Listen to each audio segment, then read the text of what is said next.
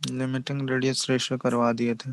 चलो ठीक है, लिमिटिंग रेडियस रेशियो अगर हो गया था तो उसके बाद हम लोग बस उसके बाद तो खत्म ही है, थोड़ा सा बचा हुआ है। और तुम लोग वो डिफेक्ट वाला पोर्शन कवर पढ़े थे क्या एक बार एनसीईआरटी से? तो थोड़ा बहुत पढ़े थे। तो वो समझ में हुआ, एक जस्ट एक बार रीडिंग मारोगे यस समझ सर। आ जाएगा, उसमें कुछ है नहीं, थ्योरेटिकल टॉपिक ही है तो कुछ उसमें। स्टोइचियोमेट्रिक डिफेक्ट होता है, फिर नॉन स्टोइचियोमेट्रिक डिफेक्ट होता है, हाँ ऊपर उसके कुछ बहुत दिया था। सारे टाइप्स होते हैं स्टोक्योमेट, क्योंकि स्टोक्योमेट्रिक वाले के बहुत सारे टाइप्स होते हैं, वैकेंसी डिफेक्ट होता है उसमें, इंटरस्टिशियल डिफेक्ट होता है। ठीक है, तो वो फ्रैंकेल सारे और स्मॉची करके था कुछ। तो बस एक बार उसको रीडिंग मार लेना और कुछ नहीं, छोड़ना मत क्योंकि उससे भी क्वेश्चंस आते हैं। ठीक है, कौन सा डिफेक्ट में क्रिस्टल का डेंसिटी घटेगा, किस डिफेक्ट में क्रिस्टल का डेंसिटी उतना ही रहेगा, चेंज नहीं होगा, वो सब इम्पोर्टेंट है। एग्जाम्पल्स फ्रैंकल और स्कॉट की डिफेक्ट के एग्जाम्पल्स क्या क्या हैं, किस टाइप के आयनिक कंपाउंड्स जो है वो फ्रैंकल डिफेक्ट शो करेंगे, किस टाइप के कंपाउंड्स स्कॉट के डिफेक्ट शो करेंगे, तो वो सब देख लेना, वो दिया हुआ है। तो एनसीईआरटी से ही रीडिंग मार लेना, उतना इनफ है, उससे बाहर नहीं आता है।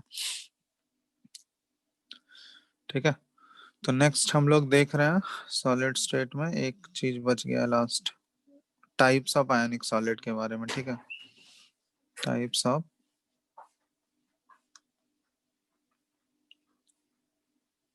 आयनिक सॉलिड स्ट्रक्चर्स।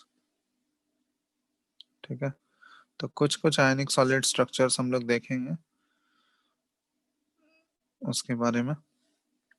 तो ये लिस्ट बना के लिख दे रहे हैं टेबुलर फॉर्म में, यहाँ पे नेम, फॉर्मूला,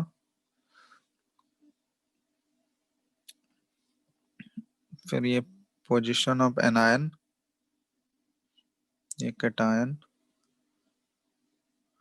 इधर हो गया यूनिट सेल फॉर्मूला, ईएफ हो गया एम्पेरिकल फॉर्मूला, और सीएन हो गया कोऑर्डिनेशन नंबर। ठीक है, तो देखो इसमें सबसे पहला जो है rock salt. Rock salt NaCl को बोला जाता है, इसका फॉर्मूला NaCl। NaCl में लैटिस जो होता है ये जनरली तुम लोग को बताए थे कि बड़ा जो आयन है वो लैटिस बनाता है, और स्मॉलर आयन जो होता है वो वॉइड्स ऑक्युपाई करता है। तो जनरली हम लोग एज्यूम करते हैं आयनिक कंपाउंड में कि एनायन का साइज ग्रेटर होता है, मोस्ट ऑफ द केसेस में, सारे केसेस में नहीं होगा। तो जनरली एनायन बड़ा साइज का होता है तो वो लैटिस बनाएगा, तो NaCl वाले में भी एनायन जो है ये एफसीसी लैटिस बनाता है, और कैटायन जो है ऑल ऑक्टाहेड्रल वॉइड्स ऑक्युपाई करता है। ठीक है, तो यहाँ पे अगर इसका यूनिट सेल फॉर्मूला अगर हम लोग रिप्रेजेंट करना चाहें तो क्या हो जाएगा, ये ए फॉर, ये ए जो है ये कैटायन को डिनोट कर रहा है और बी जो है एनायन को। तो यहाँ पे कैटायन है ऑक्टाहेड्रल वॉइड में, तो एफसीसी में ऑक्टाहेड्रल वॉइड 4 होगा और बी भी 4 हो जाएगा, क्योंकि एफसीसी लैटिस बना रहा है तो जेड इफेक्टिव 4 होता है।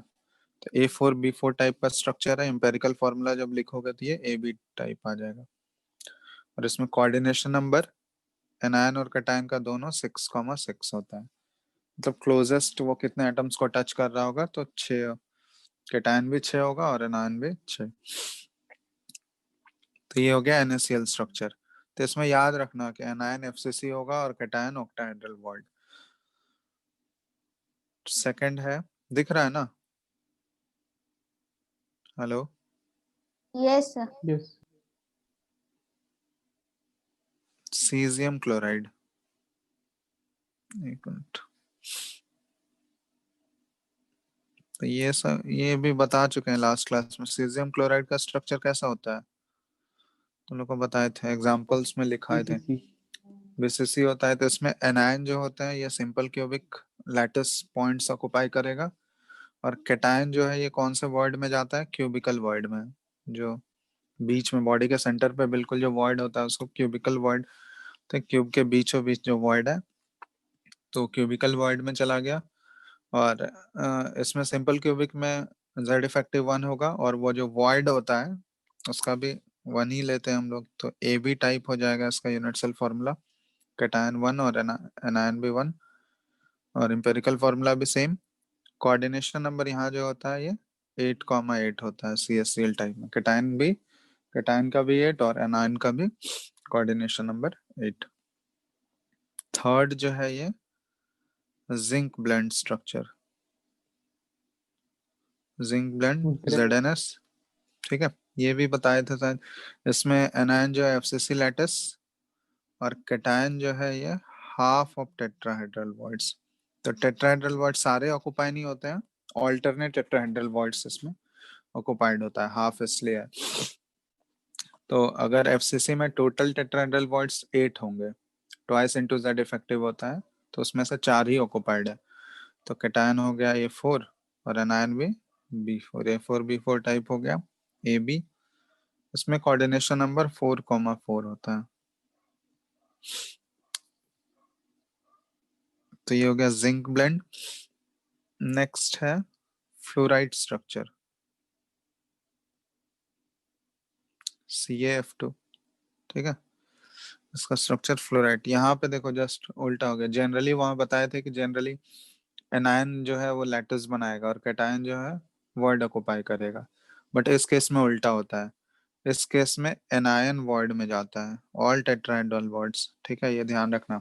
फ्लोराइड स्ट्रक्चर में एनायन जो है सारे टेट्राहेड्रल वॉइड ऑक्युपाई करेगा और यहाँ पे कैटायन लैटिस बना रहा है, कैटायन FCC लैटिस बनाएगा, ठीक है। तो अब यहाँ पे देखना, अब इसका फॉर्मूला क्या बन जाएगा। कैटायन अगर लैटिस बना रहा है तो A4 हो गया और एनायन टेट्राहेड्रल वॉइड, सारे टेट्राहेड्रल वॉइड ऑक्युपाई कर रहा है, तो B8 हो जाएगा। समझ रहे हो ना। तो यहाँ पे ये फॉर्मूला, इसका एम्पिरिकल फॉर्मूला देखो, AB2 टाइप हो जाएगा। तो फॉर्मूला उसी से रिसेंबल कर रहा है, कैटायन 1 होगा और एनायन 2, ठीक है। इसमें कोऑर्डिनेशन नंबर जो होता है ये 8,4 होता है, कैटायन का 8 और एनायन का 4।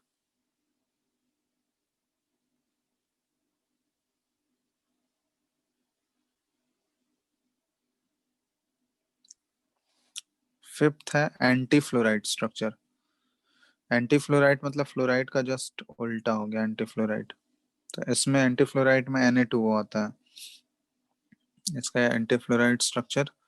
तो इसमें जो जस्ट इसका उल्टा कर लो, जैसे यहाँ पे एनायन जो टेट्राहेड्रल वॉइड ऑक्युपाई कर रहा था कैटायन FCC, तो इसमें एनायन FCC हो जाएगा और कैटायन हो जाएगा ऑल टेट्राहेड्रल वॉइड्स। तो ये हो गया A8B4 टाइप हो जाएगा, मतलब A2B टाइप, ठीक है। तो यहाँ फॉर्मूला भी दिख रहा होगा A2B वाला और कोऑर्डिनेशन नंबर भी उल्टा हो जाएगा। 8,4 था इसका, तो इसका 4,8 हो जाएगा, कैटायन का 4 और एनायन का 8। Anti fluoride. इसके बाद नेक्स्ट होता है रियूटाइल्स। रियूटाइल में क्या है, ये TiO2 टाइटेनियम डाइऑक्साइड वाला फॉर्म है। तो इसमें देखो, इसमें जो है एनायन HCP लैटिस बनाता है, ठीक है, और कैटायन जो है ये हाफ ऑफ ऑक्टाहेड्रल वॉइड्स। तो इसमें देखोगे A3B6 टाइप हो जाएगा और ये फॉर्मूला आ जाएगा AB2। तो कोऑर्डिनेशन नंबर होता है 6,3, कैटायन का 6 एनायन का 3। सेवंथ है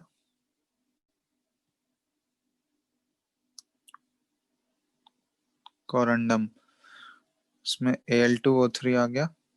तो इसमें भी देखो एनायन जो है ये लैटिस बना रहा है HCP और कैटायन जो है ये 2/3 ऑफ ऑक्टाहेड्रल बॉन्ड्स। तो HCP में Z इफेक्टिव होता है 6, ये करवाए थे ना HCP का इफेक्टिव नंबर, Z इफेक्टिव 6 था, तो नंबर ऑफ ऑक्टाहेड्रल वॉइड्स भी 6 ही होगा उसमें। तो 2/3 ऑक्टाहेड्रल वॉइड मतलब 4 हो गया, तो A4 हो गया इस केस में तुम्हारा, और B तो 6 ही रहेगा HCP में, और ये आ जाएगा A2B3 टाइप। देखो तो वही है ना, Al2O3, तो उसी पैटर्न का है A2B3 टाइप और इसमें कोऑर्डिनेशन नंबर 6,4, ठीक है। तो इसमें मेनली देखो ये पहला 5 इंपॉर्टेंट है। मेनली जो क्वेश्चंस पूछे जाते हैं ना, रॉक सॉल्ट NaCl वाला, CSCl, ZnS, ये सारे ज्यादा कॉमन क्वेश्चंस पूछे जाते हैं इन सबसे। CaF2 भी फ्लोराइड और एंटी फ्लोराइड। तो फर्स्ट 5 का एटलीस्ट याद रखना कि कैटायंस और एनायंस का पोजीशन क्या होता है, उसका फॉर्मूला किस टाइप का होता है और कोऑर्डिनेशन नंबर, ठीक है। तो जनरली जो क्वेश्चंस पूछे जाएंगे इन्हीं पांचों से। एक और होता है, लिख लो इसको, स्पाइनल फॉर्म इसको बोलते हैं। तो इसमें 2 कैटायंस प्रेजेंट होते हैं, जैसे ये जो MgAl2O4 इस टाइप का होता है। तो इसमें एक डाइवेलेंट कैटायन होगा और एक ट्राइवेलेंट कैटायन होता है, ठीक है। एनायन यहाँ पे ऑक्सीजन है तो ऑक्साइड है, तो एनायन जो है ये एफसीसी लैटिस बनाएगा। और कैटायंस जो है एक डाइवेलेंट कैटायन है, A2+ लिख रहा है ये डाइवेलेंट कैटायन। तो ये जो है 1/8 ऑफ टेट्राहेड्रल वॉइड्स ऑक्युपाई करता है। और दूसरा B3+ से रिप्रेजेंट कर रहे हैं ट्राइवेलेंट कैटायन। तो ये जो है ना half of octahedral void occupy करता है। तो ये है इसका। तो इसमें अगर इसका फॉर्मूला लिखना चाहोगे तो ए हो गया, ए डाइवेलेंट कैटायन एक होगा, ट्राइवेलेंट हो जाएगा B2, और वो हो जाएगा एनायन हो जाएगा O4। तो AB2O4 टाइप का होगा। तो यहाँ पे दिख भी रहा होगा फॉर्मूला उसी टाइप का है कुछ, ठीक है। तो ये हो गया स्पाइनल। तो ये सब ध्यान रखना, बस पहला पांचों इंपॉर्टेंट है वो याद रखना है तुम लोगों को, क्वेश्चन उसी से ज्यादा पूछे जाएंगे, ठीक है। तो ये जस्ट लिस्ट करा दिए सारे एक जगह पे। तो इतने, अब इसमें जैसे एक दो फॉर्मूला डायरेक्ट याद रख सकते हो, जैसे NaCl का है, लिख लियो ना इतना। Yes sir. जैसे NaCl है, ये सब रेडियस रेशियो में ऑलरेडी तुम लोग को डिराइव करवा चुके हैं। चलो NaCl में जैसे तुमको डायरेक्ट फॉर्मूला भी याद रख सकते हो कि NaCl में कैटायन और एनायन के बीच का रिलेशन क्या होगा एज लेंथ के साथ, बताओ। रेडियस ऑफ कैटायन और रेडियस ऑफ एनायन का एज लेंथ के साथ रिलेशन क्या होगा, बता सकते हो। ये रेडियस रेशियो में ऑलरेडी डिस्कस किए हैं। देखो NaCl में एनायन जो है एफसीसी लैटिस है और कैटायन ऑक्टाहेड्रल वॉइड है। तो ऑक्टाहेड्रल वॉइड का तो लोकेशन पता ही है तुम लोगों को, एफसीसी में कहाँ होता है। एक बॉडी के सेंटर पे था और एक एज के सेंटर पे था। तो एज सेंटर पे अगर कंसिडर करोगे तो क्या यहाँ पे लिख सकते हैं, बताओ रिलेशन क्या होगा। ये है correct, radius of cation plus radius of anion is equal to A/2 लिख सकते हैं। Yes sir. तो ये ऑलरेडी रेडियस रेशियो में करवाए थे तुम लोगों को, ठीक है। तो डायरेक्ट ये फॉर्मूला याद रख सकते हो, RNA, यहाँ कैटायन Na+ हो जाएगा और Cl- एनायन हो जाएगा। तो अगर ये तुमको दिया हुआ है एज लेंथ पूछा गया तो निकाल सकते हो यहाँ से। तो ये NaCl के लिए फॉर्मूला हो गया। CsCl के लिए इसी तरह बताओ तो क्या होगा। CsCl टाइप अगर कोई स्ट्रक्चर होगा तो radius of cation plus radius of anion equals to √3a/2। क्योंकि यहाँ पे बॉडी के सेंटर पे है पूरा कैटायन, तो बॉडी बॉडी डायगोनल के अलॉन्ग होगा तो उसका हाफ करोगे √3a/2, और यही हो गया radius of cation plus radius of anion is equal to √3a/2। तो ये CsCl के लिए हो गया। इसी तरह ZnS का भी डायरेक्ट याद रख सकते हो। ZnS का बताओ।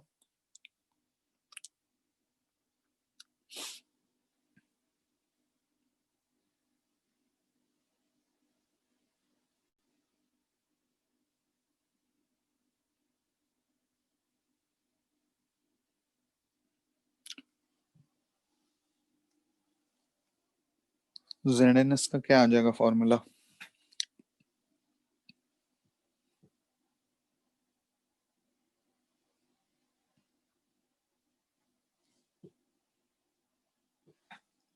Rc plus Ra equals to √3a/4। क्योंकि इसमें टेट्राहेड्रल वॉइड है तो एफसीसी लैटिस ही तो है। तो एफसीसी लैटिस में टेट्राहेड्रल वॉइड कहाँ होता है, जो मिनी क्यूब हम लोग बनाए थे उसके बॉडी के सेंटर पे, याद है ना। तो उसमें बॉडी के सेंटर पे है, मतलब वहां पे अगर कैटायन पुट करोगे तो उसका बॉडी डायगोनल क्या हो जाएगा, वहां पे एज लेंथ हो जाता है A/2। तो √3 × A/2 वो पूरा बॉडी डायगोनल हो गया, उसका हाफ तो √3a/4 हो जाएगा। तो यहाँ पे कैटायन अगर पुट करोगे वहां पे सेंटर पे तो RC + RA क्या हो जाएगा, √3a/4। ठीक है, तो ये डायरेक्ट फॉर्मूला याद रख सकते हो, क्योंकि डायरेक्ट ही याद कर लेना, क्योंकि क्वेश्चन से सब पूछा जाएगा तो डायरेक्ट फॉर्मूला याद रहेगा तो आराम से कर सकते हो। एक दो क्वेश्चन कराते हैं फिर क्लियर हो जाएगा किस टाइप के क्वेश्चंस आते हैं। यहाँ पे एक पॉइंट और नोट करके लिख लेना कि जैसे इस टाइप का क्वेश्चन भी पूछा जाता है। पॉइंट है एक कि जैसे NaCl टाइप है, कोई स्ट्रक्चर NaCl टाइप का है, इसको हमको बदलना है CaCl टाइप में। कि ये दोनों टाइप आपस में रिवर्सिबल प्रोसेस वाला टाइप है, बदले जा सकते हैं। तो NaCl टाइप में यहाँ पे हम लोग देखे थे कोऑर्डिनेशन नंबर 6,6 है इसका, और CaCl टाइप में कोऑर्डिनेशन नंबर 8,8 है।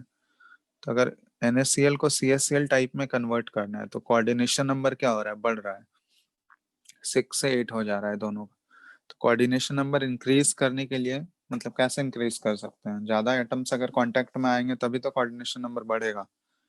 तो ज्यादा एटम्स को कांटेक्ट में लाने के लिए कंडीशन क्या अप्लाई करना पड़ेगा, हमको प्रेशर हाई कर देना होगा। तो अगर हम लोग हाई प्रेशर अप्लाई कर दें NaCl टाइप पे तो वो CaCl टाइप में कन्वर्ट हो सकता है। ठीक है, अगर हमको उल्टा करना है, CaCl से NaCl करना है, तो कोऑर्डिनेशन नंबर घटेगा। तो कोऑर्डिनेशन नंबर घटाने के लिए क्या कंडीशन हमको करना होगा बताओ।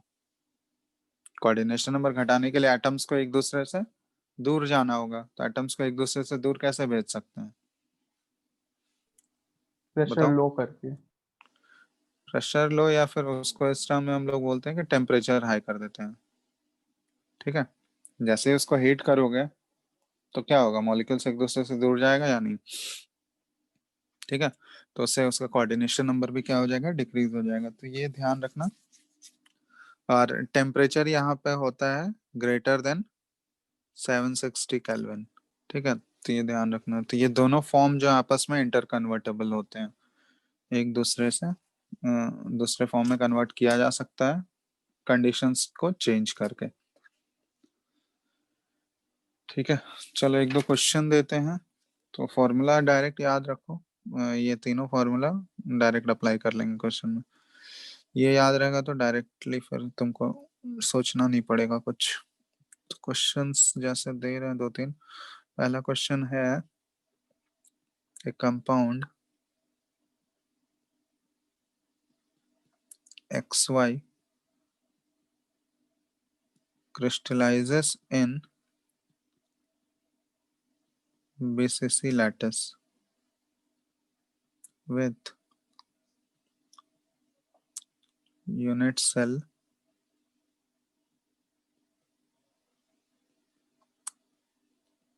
edge length of 480 picometer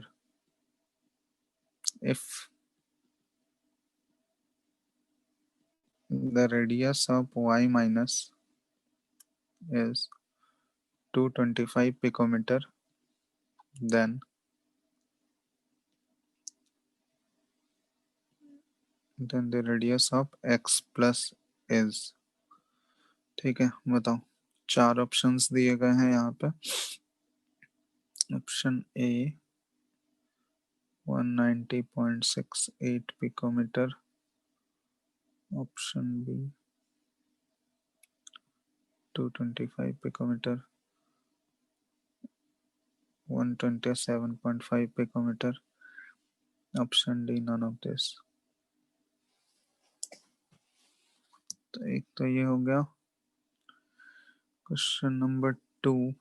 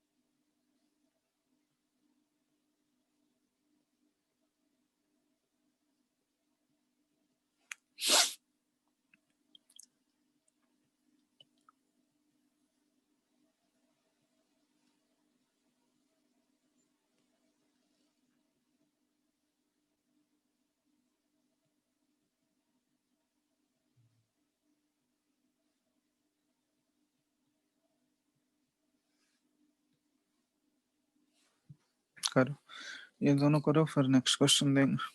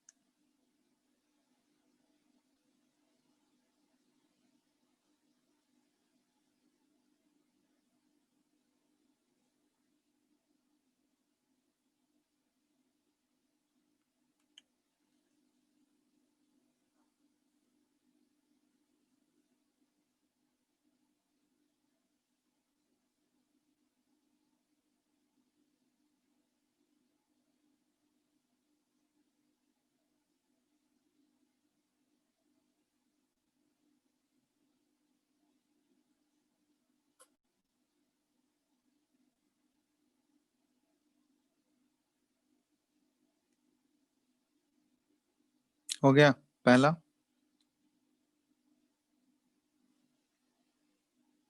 option A. 190.68। ठीक है, डाउट है किसी को? बन गया ना? Yes sir. सिंपल है, इसमें बेसिसी लैटिस हो रहा है, तो बेसिसी लैटिस में क्या होगा? ये किस टाइप का स्ट्रक्चर है बताओ? CSCl टाइप ही है ना? यस। क्या? तो बीसीसी वही होता है ना, सिंपल क्यूबिक, मतलब एनायन सारे सिंपल क्यूबिक में होंगे और कैटायन जो है बॉडी के सेंटर पे होगा, तो बीसीसी लैटिस उसको बोलेंगे। तो उसमें रिलेशन तो बता ही चुके हैं, CSCl टाइप में radius of cation plus anion is equal to √3a/2। बस उसी से आ जाएगा। एज लेंथ दिया हुआ है, एनायन दिया हुआ है, तो कैटायन का रेडियस पूछा गया। दूसरा क्या हुआ, सेकंड?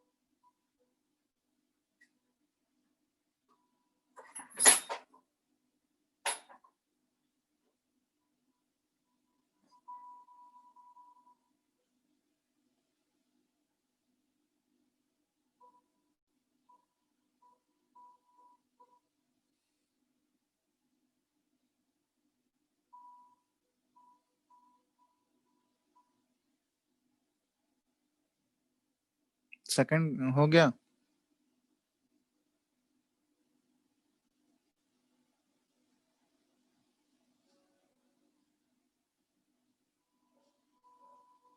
अरे बोलो हाँ या नहीं। चेक कर रहे हैं।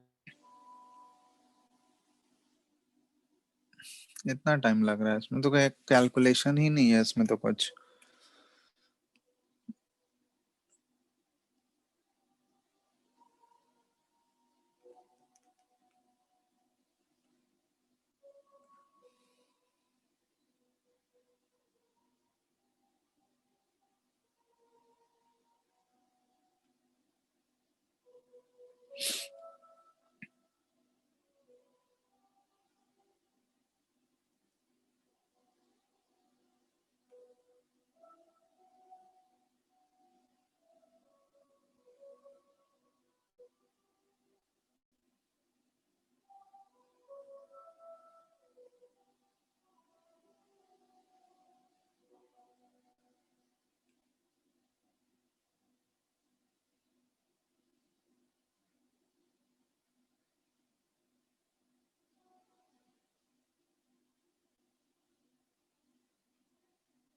सी। सी नहीं, सी तो नहीं है।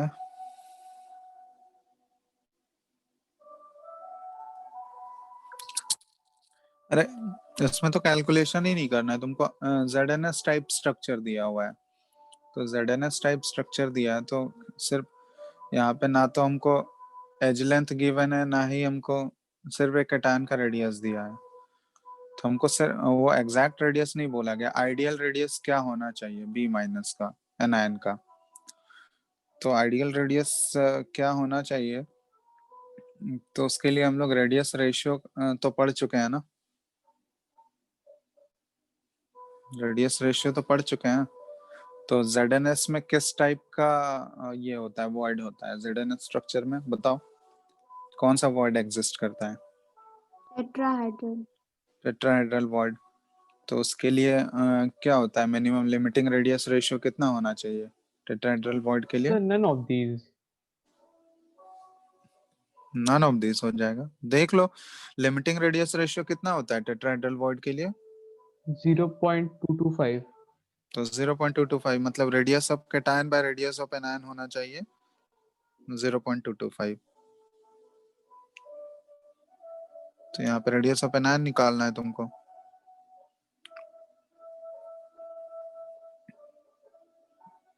तो कैटायन का दिया हुआ है 22.5 divided by 0.225, none of this कहाँ से, ये तो 100 हो जाएगा ना।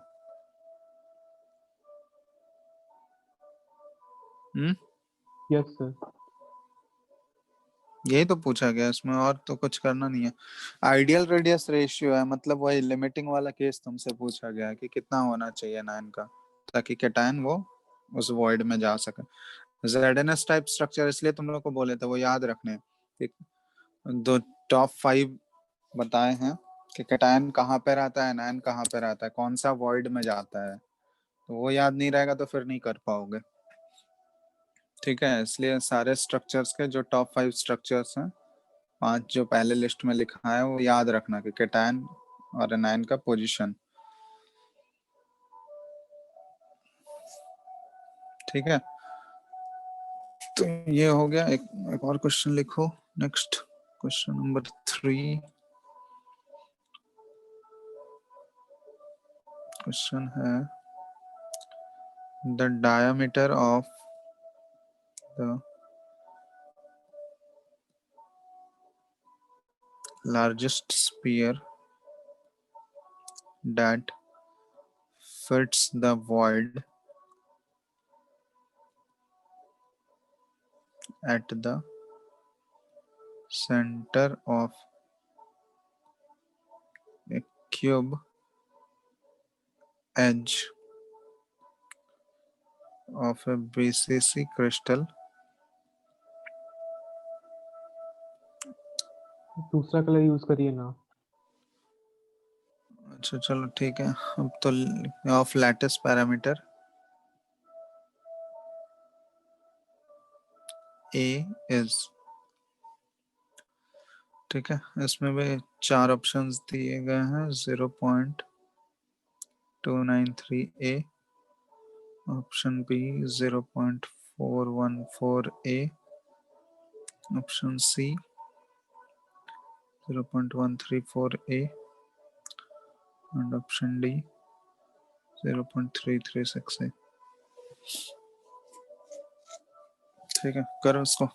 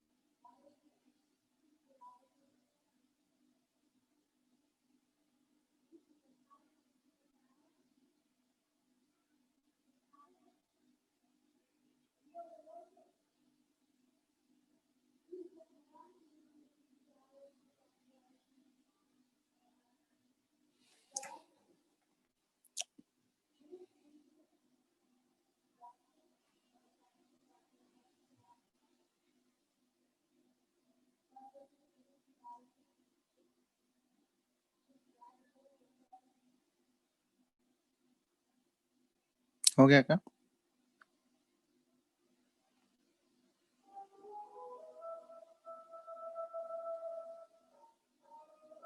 सर सी। 0.134, हाँ सही है। आ गया सबका? No, sir. नहीं आया। चलो देखो, diameter of the largest sphere बोला गया, बीसीसी में पूछा गया तुमसे, तो बीसीसी में हमको पता है कि कॉर्नर एटम आपस में कांटेक्ट में तो नहीं होते हैं, होते हैं क्या? क्योंकि बीसीसी में बॉडी के सेंटर पे एक एटम आ जाता है, जिसके कारण कॉर्नर एटम्स एक दूसरे से दूर चले जाते हैं, तो कॉर्नर एटम्स कांटेक्ट में नहीं है।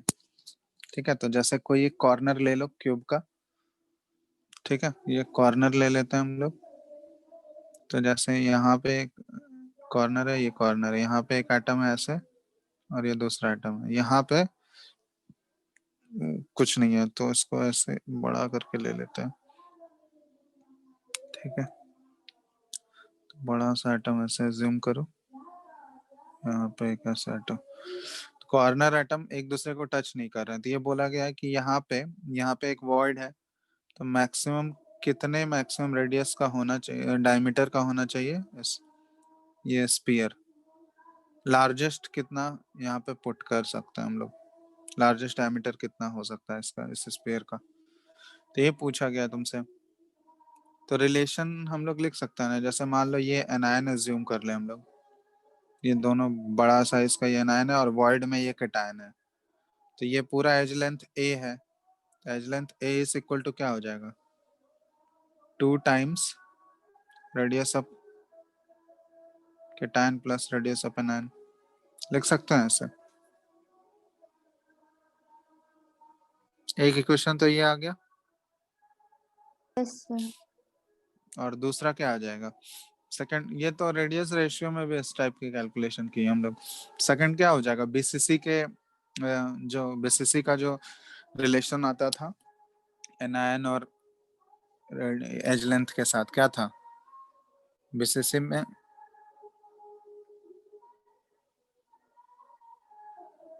क्या रिलेशन यूज करते थे जब √3 √3 = 4r, जब पैकिंग फ्रैक्शन हम लोग निकालते थे, बॉडी के सेंटर पे एक एटम है, तो बॉडी डायगोनल उसका क्या हो गया, √3a हो गया, और ये किसके इक्वल हो जाएगा, 4r के इक्वल, 2 हो गया 4ra, क्योंकि रेडियस ऑफ एनायन, एनायन को हम लोग एज्यूम कर रहे हैं कि यहाँ पे लैटिस बन रहा है, तो 1 और 2, तो ये दोनों यूज करके आ जाएगा ना हमको।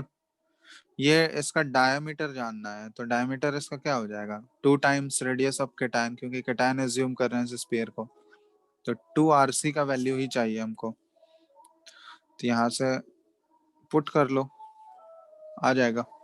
ये दो कुछ देख लो आ रहा है कि नहीं, 0.134 वही आएगा ना, यस ऑप्शन सर। सी।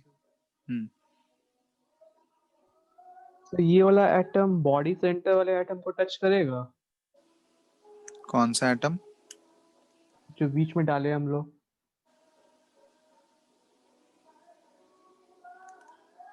बॉडी के सेंटर वाले एटम को, बॉडी के सेंटर वाले एटम को वो डिपेंड करेगा ना कि उसका साइज, क्योंकि रेशियो के ऊपर डिपेंड करेगा कि वो कैटायन और एनायन से कितना छोटा है, क्योंकि अगर वो कैटायन के सॉरी एनायन के कंपैरेबल साइज का होगा तभी तो वो टच कर पाएगा ना,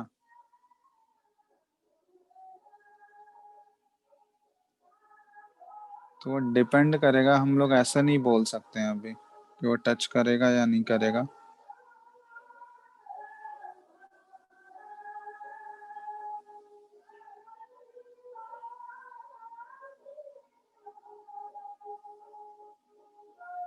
आ गया 0.134। Yes, sir. अब यहाँ पे देखो, एक डायमंड का भी स्ट्रक्चर वाला क्वेश्चन पूछा जाता है, तो डायमंड का जस्ट ये है, डायमंड का लिख लेना। डायमंड का स्ट्रक्चर जो होता है ना, 3D स्ट्रक्चर ही होता है, तो उसको हम लोग जनरली टेट्राहेड्रली हम लोग बोल देते हैं, अरेंज होता है, लेकिन डायमंड्स में जो कार्बन एटम्स प्रेजेंट होते हैं कार्बन एटम्स जो है आर प्रेजेंट एस FCC, ठीक है, and in alternate tetrahedral bonds.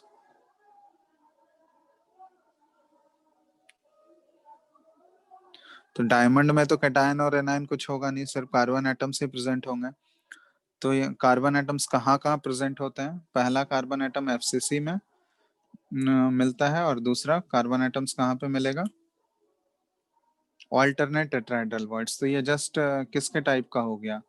ZNS type का हो गया। वहां पे कैटायन और एनायन होता था। Yes sir. देखो वहां पे कैटायन और एनायन था, तो यहाँ पे तो डायमंड में कैटायन और एनायन नहीं होगा, सिर्फ कार्बन एटम्स ही होंगे। तो कार्बन एटम्स FCC के लैटिस साइड्स पे रहता है और ऑल्टरनेट टेट्राहेड्रल बॉन्ड्स पे रहता है। तो अगर तुमसे यहाँ पे पूछा गया ऑल्टरनेट टेट्राहेड्रल बॉन्ड पे है कि बॉडी डायगोनल किसी भी क्यूब में अगर या किसी भी यूनिट सेल में अगर हम लोग पूछें कि डायमंड के बॉडी डायगोनल के अलोंग कितने कार्बन एटम्स लाई कर रहे होंगे, बता सकते हो? बॉडी डायगोनल मतलब पूरा √3 वाले बॉडी डायगोनल के बारे में बात कर रहे हैं। तो इसके अलोंग कितने कार्बन एटम्स लाई कर रहे होंगे?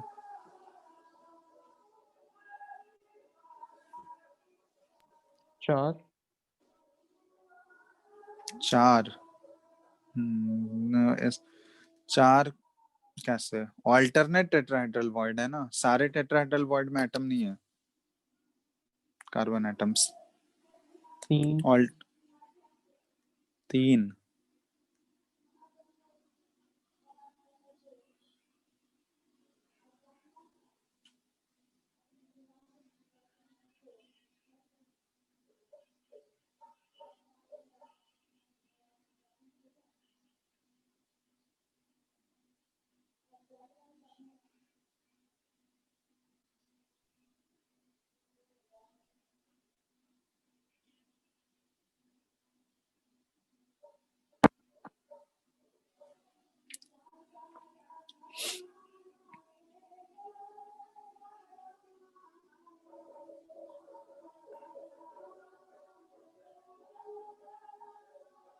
कितना होगा बताओ?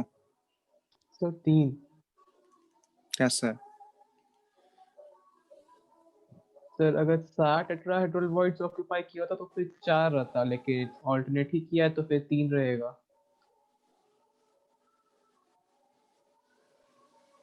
3 कहाँ कहाँ पे सोच रहे हो? सर 2 वर्टिसेस पे और एक टेट्राहेड्रल वॉइड पे। एक टेट्राहेड्रल वॉइड पे और 2 वर्टिसेस पे। Yes effective sir. बताओ ना, इफेक्टिव।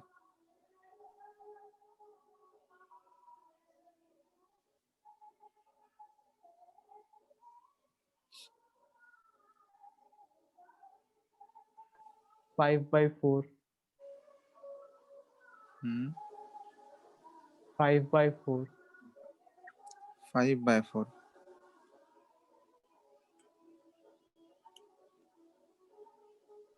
सर एक बॉडी डायनल के लॉन्ग है फिर सारा बॉडी डायनल्स मिला के? अलोंग एक बॉडी डायगोनल √3 वाले, एक ही बॉडी डायगोनल, सारा मिला के नहीं बोल रहे हैं। 2 ही बॉडी डायग एक बॉडी डायगोनल के अलोंग पूछा गया है। 5/4 होना चाहिए। 5/4 होना चाहिए। चलो इसको करके रखना तुम लोग, ऐसा एक क्वेश्चन आया हुआ है कि डायमंड, एक बार सोच के देखना इसको, ठीक है, कैसे हो सकता है। इसका आंसर हम बताएंगे, आंसर 2 है इसका, ठीक है, 2 एटम होंगे। तो इसको सोच के देखना एक बार।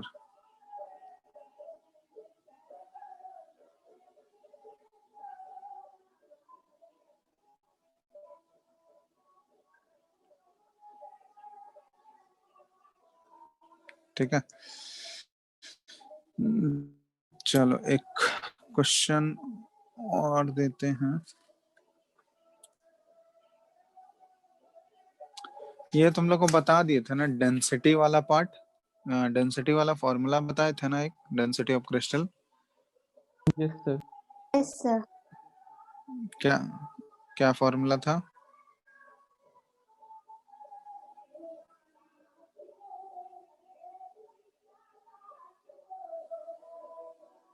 सर mz by डेंसिटी का n फॉर्मूला क्या था?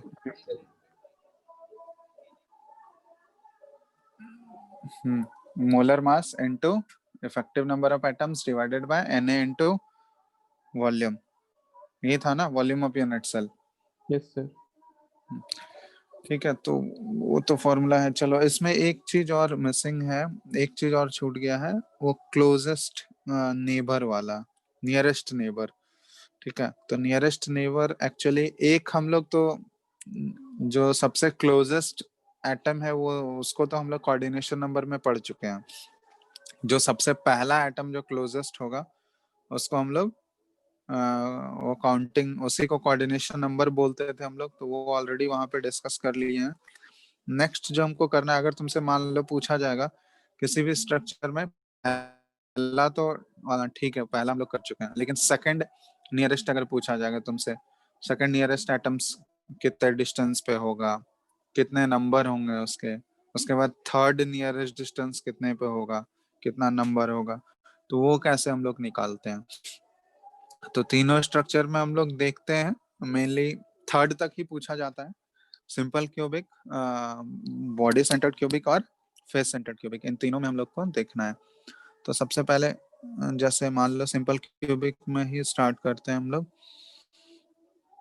जैसे ये स्ट्रक्चर ड्रॉ कर रहे हैं,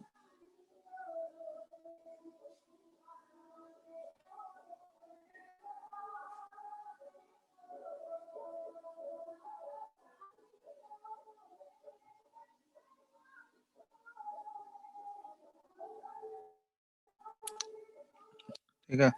तो सिंपल क्यूबिक में यहाँ एटम्स कॉर्नर पे है, तो कोई सा कॉर्नर पे होते हैं, कोई कॉर्नर हम लोग यहाँ पे एटम है सारे कॉर्नर पे। तो देखो, जैसे हम इस कॉर्नर एटम को एज्यूम कर लेते हैं, इसके रेस्पेक्ट में हम लोग बात करेंगे, ठीक है। तब इसके रेस्पेक्ट में बताना, जो सबसे इसका नियरेस्ट नेबर है ये कितने डिस्टेंस पे है, यही वाला होगा जो दूसरे वाले एज पे है, ए डिस्टेंस पे होगा। Yes sir. तो ये वाला एटम ए डिस्टेंस पे है। अब देखो दूसरा, जो अगर तुमसे सेकंड नियरेस्ट नेबर पूछा जाए, तो सेकंड नियरेस्ट नेबर उस एटम का कौन सा हो सकता है, बताओ तो। ये तो फर्स्ट नेबर हो गया, ए डिस्टेंस पे मिल गया, सेकंड नियरेस्ट नेबर उसके लिए क्या हो सकता है? √2a वाला। √2a वाला जो फेस डायगोनल पे है, होगा ना। Yes sir. तो यहाँ पे देख लो, यहाँ पे हम लोग बोल सकते हैं कि ये √2a वाला, ये वाला जो है, ये √2a, तो ये सेकंड नियरेस्ट नेबर हो गया। थर्ड नेबर कौन सा हो सकता है, बताओ तो। बॉडी डायगोनल वाला। बॉडी डायगोनल, उसका डिस्टेंस क्या हो जाएगा? √3a। √3 है। तो मेनली तीन ही ध्यान रखो, ये √3 है, ठीक है। तो इसका एक लिस्ट बना लेते हैं। अब नंबर भी पूछा जा सकता है कहीं कहीं पर, ठीक है। तो ये हम लोग सिंपल क्यूबिक के लिए बात कर रहे हैं, इसी तरह बॉडी सेंटर्ड के लिए भी बात करेंगे और एफ फेस सेंटर्ड के लिए भी। तो नियरेस्ट नेबर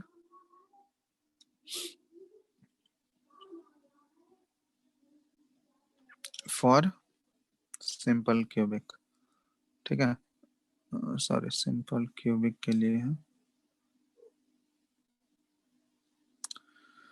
तो यहाँ पे हम लिखेंगे डिस्टेंस, कितने डिस्टेंस पे होगा, और यहाँ पे नंबर ऑफ एटम्स, ठीक है, और उतने डिस्टेंस पे कितने नंबर ऑफ एटम्स मिलेंगे, ठीक है, ये भी तुमको ध्यान रखना है। तो सबसे पहले हम लोग बात कर रहे हैं नियरेस्ट नेबर। तो नियरेस्ट नेबर कितना हो जाएगा? नियरेस्ट नेबर का डिस्टेंस तो ए हो गया, और कितने एटम्स होंगे ए डिस्टेंस पे, हम लोग इसी के रेस्पेक्ट में सोचो, ठीक है। ये जो मार्क किया हुआ एटम है, इसी के रेस्पेक्ट में सोचना। तो कितने 6। 6 हो गया, तो ये कोऑर्डिनेशन नंबर में ये तो बताया ही था नियरेस्ट नेबर वाला। तो number of atoms A distance पे उसको टोटल 6 एटम्स मिल जाएंगे, ठीक है। तो ये हो गया nearest neighbour. Next nearest neighbour की बात कर रहे हैं, मतलब सेकंड वाला, सेकंड नेबर। सेकंड नेबर का डिस्टेंस हो जाएगा मतलब सेकंड, तो ये √2a डिस्टेंस पे इसका नंबर बता सकते हो। √2a 12। डिस्टेंस पे कितने एटम्स मिलेंगे? 12। कैसे 12 आया बताओ? तो तीनों प्लेन्स में 4-4 एटम्स रहेगा। इसमें देखना रिपीट नहीं होना चाहिए, ऐसा नहीं कि सेम ही एटम को तुम काउंट कर लिए 2 बार, ठीक है। जहां पे शेयर हो रहा है उसको अलग कंसिडर, रिपीट नहीं करना। तो टोटल कितने आ जाएंगे? 12 हो जाएंगे। Yes sir. जो मार्क किया हुआ एटम उसी के रेस्पेक्ट में हम लोग बात कर रहे हैं। तो जो सेकंड नियरेस्ट नेबर हो गया, ठीक है, तो वो √2a डिस्टेंस पे मिलेगा हमको सिंपल क्यूबिक में, और उसका नंबर ऑफ एटम्स हो जाएंगे 12, ठीक है। इसके बाद नेक्स्ट टू नेक्स्ट नियरेस्ट, मतलब थर्ड नेबर जो है, बताओ। तो थर्ड, तो ये √3a डिस्टेंस पे इसके कितने नंबर ऑफ एटम्स होंगे? एट। √3a 8, क्योंकि देखो एक एक ही एटम तो होगा, जैसे एक क्यूब, ये जो 8, ये जो कॉर्नर एटम है, ये टोटल हम लोग एज्यूम कर सकते हैं कि 8 क्यूब में वो शेयर हो रहा है, और हर एक क्यूब में उसको √3a डिस्टेंस पे एक एटम मिलेगा या नहीं? वो टोटल 4 उसी प्लेन में आ जाएंगे क्यूब, और 4 ऊपर वाले प्लेन में, तो वो जो ऊपर वाला, ये वाला जो कॉर्नर वाला एटम है, वो टोटल 8 क्यूब में डिस्ट्रीब्यूटेड है। तो हर एक 8 क्यूब में उसको एक ही एटम तो मिलेगा जो √3a डिस्टेंस पे होगा, समझ रहे हो?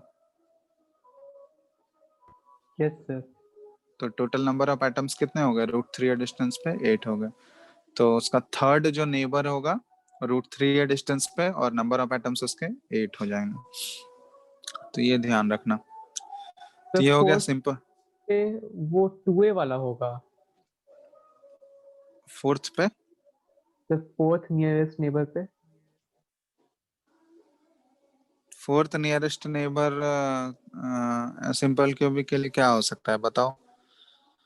सर बगल अब वाले उसमें तुमको देख, लैटिस का जो वर्टेक्स है, उस पे जो एटम रहेगा वो 2a डिस्टेंस पे है। 2a डिस्टेंस पे है, लेकिन और तो एटम, चलो ये तो 2a हो गया तुम्हारा। अब एक वर्टेक्स और इसका, ये चलो दूसरे वाला जो वर्टेक्स होगा उसको भी ज्वाइन करके देख लेना, क्योंकि बहुत सारे पॉसिबिलिटीज हो, तो देख लेना।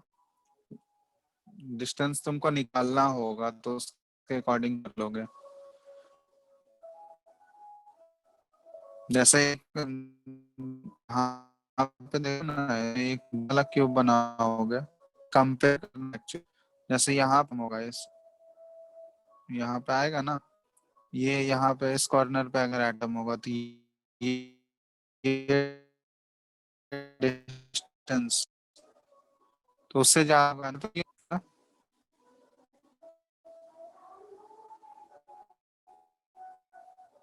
ज्यादा होगा या कम होगा, वो कैलकुलेशन करना होगा, ठीक है। तो देख लेना। फोर्थ जनरली उतना नहीं पूछा जाता है, मेनली 3 करने हुए तुम से निकाल सकते हो, कर सकते हो आराम में, लेकिन आ जाता है एक ये थर्ड तक, देख लो एक बार। तो जो आप बताए थे हेलो ड्रॉ करके मुझसे, तो फिर से बताइए ना। हेलो। तो आवाज थोड़ा कट गया था।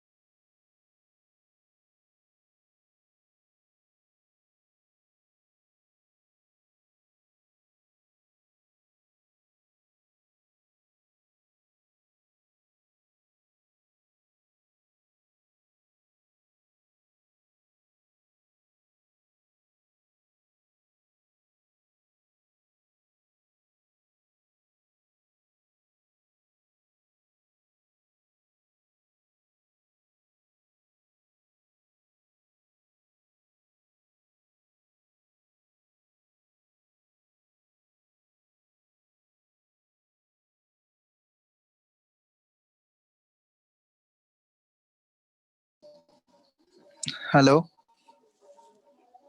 Yes sir. आ रहा है अभी? आवाज आ रहा है? Yes sir. हाँ, क्या पूछ रहे थे बताओ। सर जो आप ड्रॉ करके बताए थे वो फिर से बताइए ना सर, आपका आवाज कट गया था। ड्रॉ करके वो हम ये बोल रहे थे, वो फोर्थ फिफ्थ बहुत सारा निकाल सकते हो और टाइम देना होगा, ट्रिग्नोमेट्री यूज करके, सॉरी ज्योमेट्री यूज करके वो डिस्टेंस निकालना होगा तुमको। हम ये बोल रहे थे जैसे ये है ना एटम, ये कॉर्नर एटम है। अब दूसरे वाले क्यूब का जो कॉर्नर एटम होगा, इसके बीच का ये डिस्टेंस निकाल सकते हो तुम लोग, समझ रहे हो? तो उसको फिर इससे कंपेयर करोगे, ऑब्वियसली ये 2a से हमको लगता है ज्यादा ही होगा, क्योंकि ये डायगोनली प्रेजेंट होगा ना, यस सर। उससे तो ज्यादा ही होगा। Yes sir. तो डिस्टेंस निकाल के कम ही होगा। उसके बाद ये फिफ्थ हो जाएगा शायद, या फिर डायगोनली तुमको देखना होगा। तो एटम्स कहाँ कहाँ पे प्रेजेंट होते हैं उसके अकॉर्डिंग तो सिंपल क्यूबिक में ऐसे फोर्थ फिफ्थ कर सकते हो, फ्री टाइम है तो। ऐसे एग्जाम पॉइंट ऑफ व्यू से मेनली 3 तक पूछा जाता है, थर्ड नियरेस्ट तक, ठीक है, थर्ड नेबर तक। तो थर्ड तक क्लियर है ना सिंपल क्यूबिक में? बोलो। Yes sir. Yes sir. तो इसमें जनरली देखो, इस फॉर्म में ऐसे याद रख सकते हो। अगर मान लो तुम्हारा इसमें इस टाइप का अगर पैटर्न बनेगा, अगर मान लो ये a/2, a, 2a, 3a, अगर इस टाइप का मल्टीपल में आ रहा है ना, तो इसमें जनरली कोऑर्डिनेशन या सॉरी नंबर ऑफ एटम्स जो आएंगे वो 6 एटम्स आएंगे क्लोज कांटेक्ट में, ठीक है। ये याद रखने का ऐसे है, मतलब बता दे रहा है, ऐसे तो निकाल भी सकते हो तुम लोग। और जैसे मान लो इस टाइप का आ रहा है a/√2, या फिर √2a,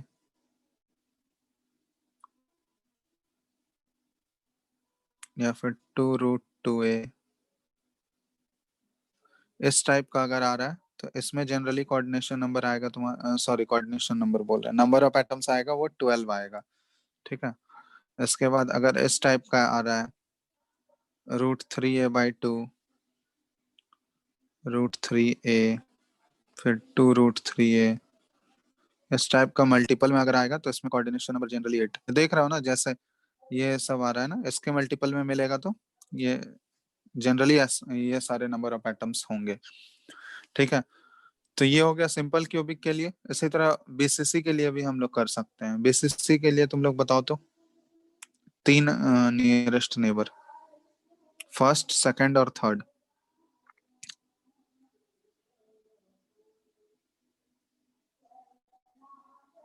बता सकते हो बीसीसी के लिए? चलो हम लिख रहे हैं यहाँ पे, तुम लोग बीसीसी में पहले सोच कहाँ कहाँ होते हैं, उसके अकॉर्डिंग हम लोग करेंगे। दिख रहा है ना? Yes sir. हेलो। तो तुम लोग निकालो बीसीसी में कौन सा फर्स्ट नियरेस्ट कितने डिस्टेंस पे होगा, कितने एटम्स होंगे, सेकंड कितने। चलो यहाँ देखो, तो बेसिसी में बॉडी के सेंटर पे होगा और ये कॉर्नर पे होता है। तो जैसे इसके रिस्पेक्ट में अगर हम लोग बात करें, तो ये वाला जो एटम है, यहाँ पे जो एटम होगा, एक एटम ये अगर एज्यूम करें हम लोग, तो ये तो ए डिस्टेंस पे है ये एटम। दूसरा एक एटम जो है ये यहाँ पे होगा, तो ये कितने डिस्टेंस पे है? √2 है, ठीक है। और एटम कहाँ कहाँ पे प्रेजेंट है? बॉडी सेंटर वाला √3a/2। ये वाला जो एटम होगा उस उस कॉर्नर एटम के रेस्पेक्ट में √3a डिस्टेंस पे ही होगा ना। एक और एटम यहाँ पे है, कहाँ पे है वो एटम बताओ तो? Body centre. बॉडी के डायगोनल पे, सॉरी बॉडी के सेंटर पे। तो बॉडी के सेंटर वाला जो एटम होगा वो उस एटम से डिस्टेंस कितना होगा बताओ? √3a/2। √3a/2। तो अब देखो, अब यहाँ पे तुम लोग बताना, इतने सारे एटम्स दिख गए। अब यहाँ पे लिख रहे हैं वैसे ही, बीसीसी में हम लोग नियरेस्ट नेबर कैलकुलेट कर रहे हैं। तो यहाँ पे फर्स्ट नेबर यहाँ पे डिस्टेंस बताना और नंबर ऑफ एटम्स बताना। अब बताओ तो पहला जो नेबर होगा वो कितने डिस्टेंस पे होगा? ए डिस्टेंस होगा या √2a होगा या √3a/2 होगा या √3a होगा? √3a/2। हाँ, तो अब यहाँ पे चेंज हो गया बीसीसी के लिए, ठीक है, इसलिए तुम लोग को बोले थे। तो √3a/2 डिस्टेंस पे हो जाएगा। चलो, कितने नंबर ऑफ एटम्स मिलेंगे √3a/2 पे? 8। 8, क्योंकि बॉडी के सेंटर वाला है तो वैसे ही सोच सकते हो 8 क्यूब्स में टोटल डिस्ट्रीब्यूटेड है, और हर एक 8 क्यूब में उसको एक एक एटम मिलेगा, तो 8 हो गया। वो देखो इस पैटर्न में आ गया ना, √3a वाला जो पैटर्न है इस टाइप का, मल्टीपल में हमेशा 8 नंबर ऑफ एटम्स मिलेंगे। सेकंड नेबर बताओ कितने डिस्टेंस पे? a। ए डिस्टेंस पे कितने एटम्स हो जाएंगे? 6। 8 डिस्टेंस पे 6 ही होंगे, ठीक है। थर्ड बताओ। √2a।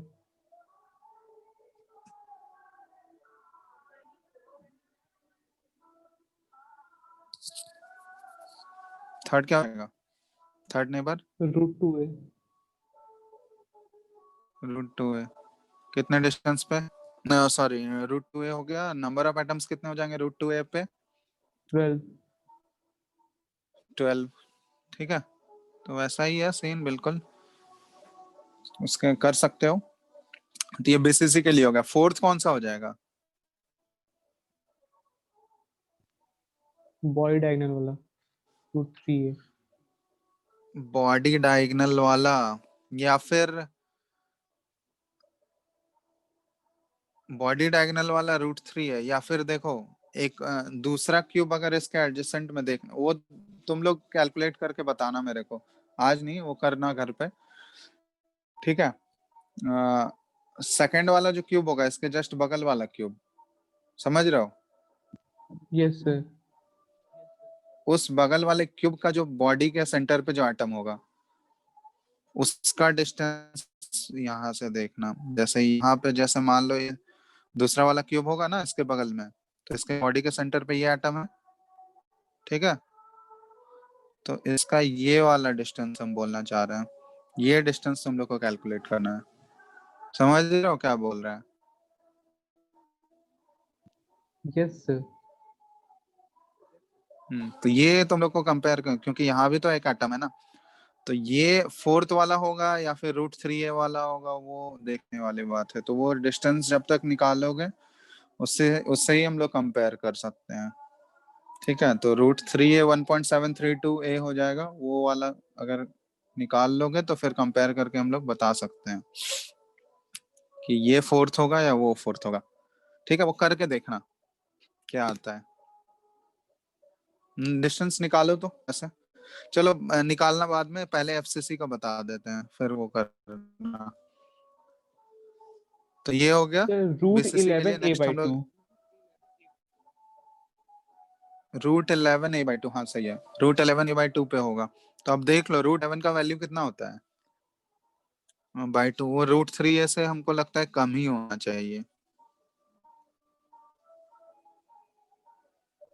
सर अप्रोक्सीमेटली 3.33 होता है। हाँ, तो /2 भी तो करना है ना। Yes sir. तो /2 करोगे तो वो तो 1.6 के आसपास, तो √3 से तो कम ही वैल्यू हो गया ना। Yes sir. तो मतलब फोर्थ वाला वो हो गया अब, ठीक है। तो ये ध्यान देना, ये फोर्थ, तो √3 वाला फिफ्थ हो जाएगा। तो फोर्थ अगर तुमसे पूछा जाए यहाँ पे फोर्थ नेबर क्या हो जाएगा, तो ये √11a/2 यही आया था ना, क्या आया? Yes sir, √11a/2। तो √11a/2 डिस्टेंस पे हो जाएगा। अब इसका नंबर ऑफ एटम्स भी कैलकुलेट कर लेना, कितना आएगा नंबर ऑफ एटम्स बताओ तो।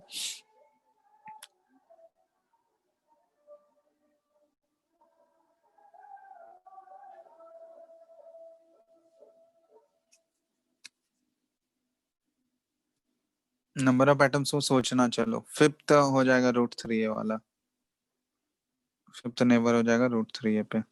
ठीक है, करके देखना कितना है। नेक्स्ट एफसीसी का बताओ।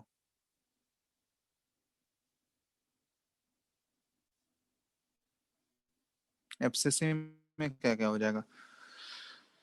एफसीसी का हम लोग केस कर रहे हैं।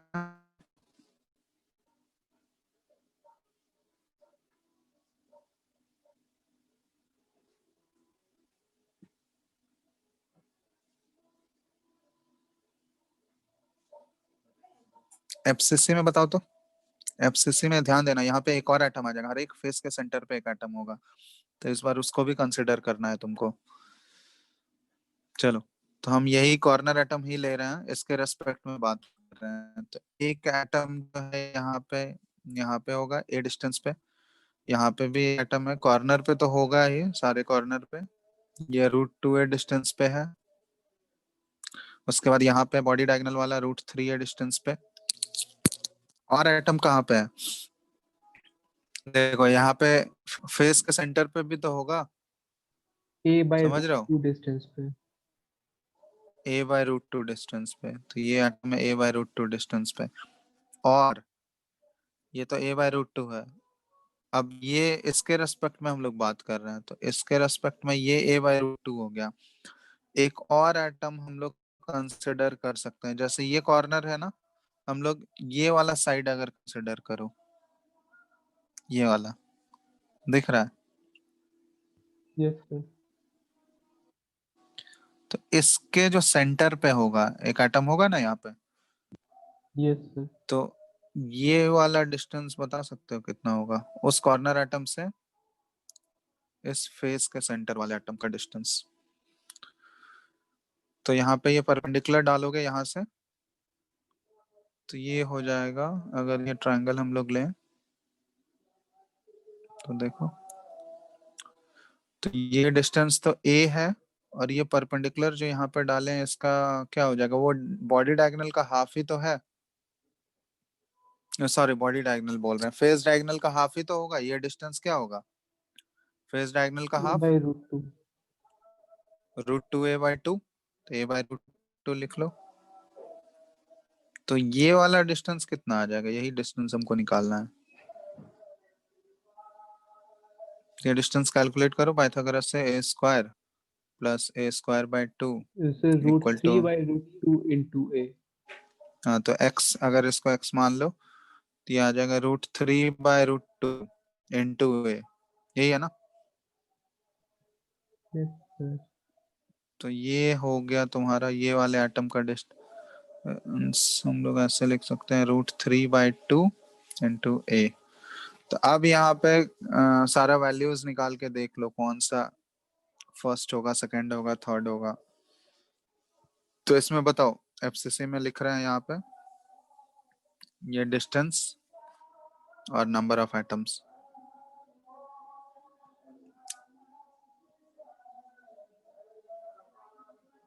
तो सबसे पहला फर्स्ट नेबर कौन सा हो जाएगा इस केस में? कितने डिस्टेंस पे होगा बताओ? ए बाय √2। a/√2 डिस्टेंस पे, a/√2 डिस्टेंस पे टोटल कितने एटम्स मिलेंगे? 12। 12। Number of atoms 12। Second neighbour क्या होगा? a डिस्टेंस वाला √3/2, √3/√2 का वैल्यू कितना हो जाएगा? 1 से ज्यादा ही आएगा। 1 से तो ज्यादा ही होगा ना, तो मतलब सेकंड तो a ही होना चाहिए। और a डिस्टेंस पे नंबर ऑफ एटम्स 6 हो जाएंगे। थर्ड नेबर कौन सा बनेगा इसमें बताओ तो?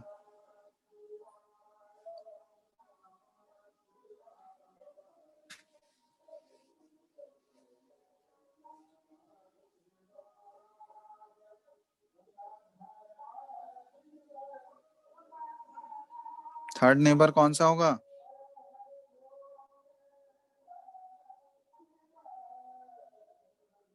हेलो,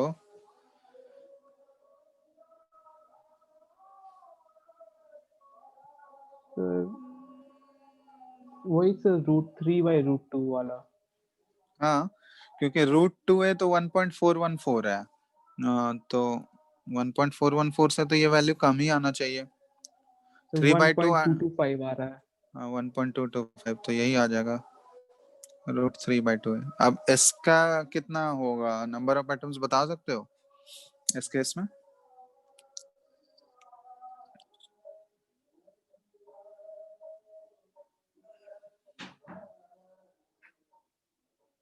तो 24।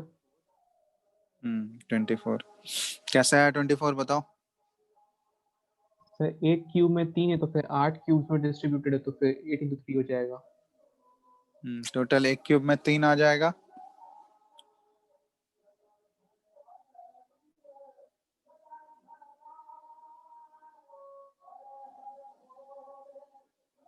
समझ आ रहा है ना 3 कैसे हुआ?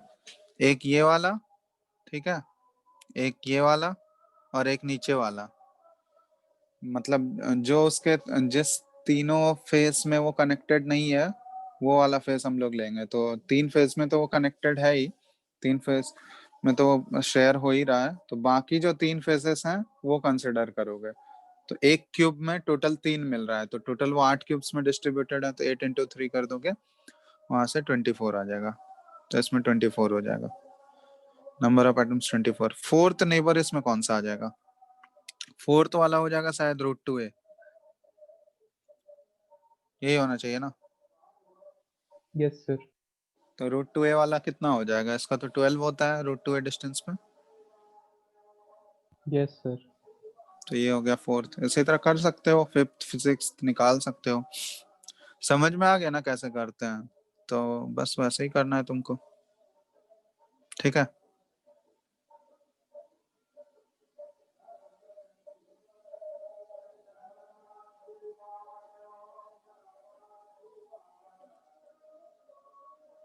बोलो फटाफट, हो गया?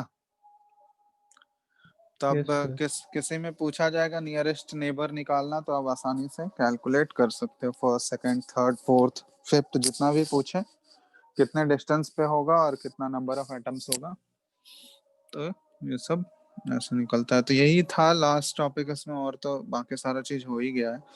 बस वो डिफेक्ट वाला पोर्शन बचा हुआ है, तो वो तुम लोग एटलीस्ट पढ़ के रखना, ठीक है। एक बार रीडिंग मार लेना पूरा जितना भी है उसमें।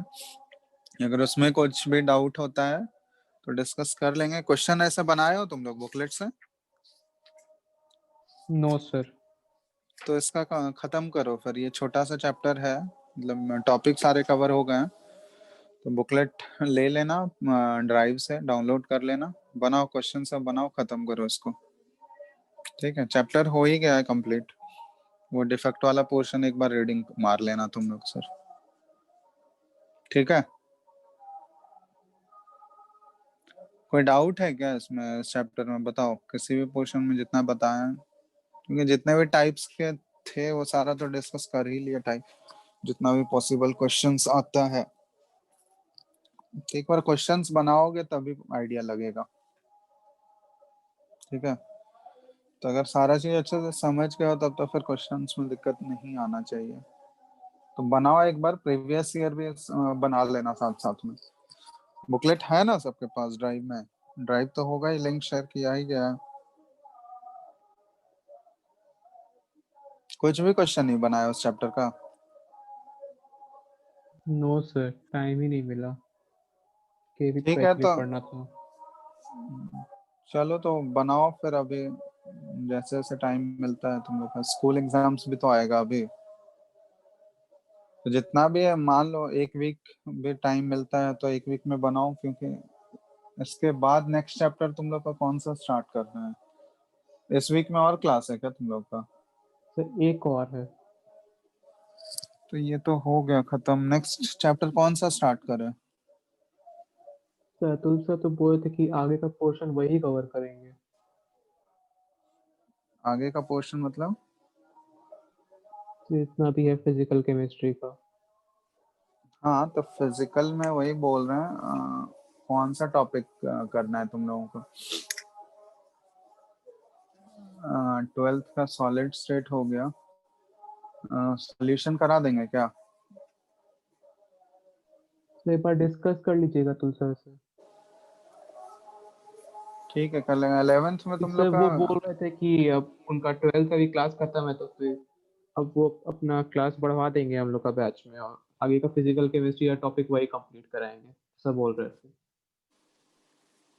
हाँ, तो फिजिकल तो कराना है, मतलब सॉल्यूशन चैप्टर ही करा देते हैं पहले, क्योंकि वो भी छोटा सा ही टॉपिक है, वो भी अनरिलेटेड ही है, मतलब इसी टाइप का सॉलिड स्टेट जैसे था, उसमें भी थर्मोडायनेमिक्स का एक जगह पे आता है, बट वो उतना सिग्निफिकेंट नहीं है। ठीक है, तो पहले सोच रहे हैं वही करा देते हैं, सॉल्यूशन आसान चैप्टर भी है, तो पहले वही कंप्लीट करा देते हैं, क्योंकि फिर 11th वाले में घुसेंगे तो टाइम लगेगा, क्योंकि आयनिक टाइम टेकिंग चैप्टर है, फिर थर्मोडायनेमिक्स भी टाइम टेकिंग है, तो वो सॉल्यूशन मतलब वो एक वीक का टॉपिक है, मतलब 5-6-7 क्लास में हो जाएगा। ठीक है, तो पहले वही करा देंगे क्या? तो तब तक तुम लोग ये बना के रखो, ठीक है, सॉलिड स्टेट कंप्लीट करो तुम लोग बना के, तो वो चैप्टर स्टार्ट होगा तो फिर उसके बाद वो करना। ठीक है,